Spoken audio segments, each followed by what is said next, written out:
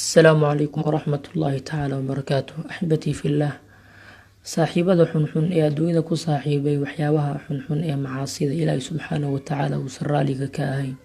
hadday noqoto inay isku raacaan meelo Ilaahay uusan raali ka ahayn, hadday noqoto inay isla isticmaalayaan waxyaabo Ilaahay uusan raali ka ahayn sida balwadda iyo waxyaabaha la halmaala.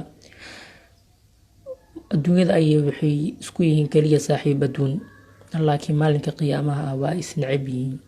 Ilaahay quraankiisa ayuuna ugu sheegay, Ilaahay wuxuuna leeyahay الأخلاء يومئذ بعضهم لبعض عدو إلا المتقين.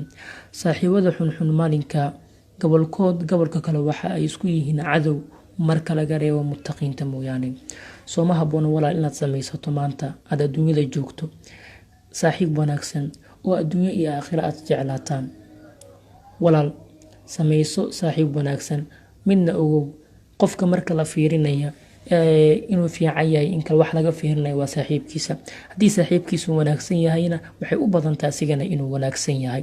sidaas darteed walaal aynu samaysano saaxiib wanaagsan. wax micnaha soo ma kordhinayso inaad samaysato ama inaad yeelato saaxiib xun oo aad isku raacdaan meelo xunxun ama isla isticmaashaan waxyaabo xunxun. adduunyadan waxa la joogaa waa maalmo qura. aynu Ilaahay subxaanahu wa tacaala ka cabsano, qof walbana adduunyadiisa iyo aakhiradiisa u fikiro. saaxiibkana hala wanaajiyo, saaxiib wanaagsan qof walba samaysto. jazaakum allah.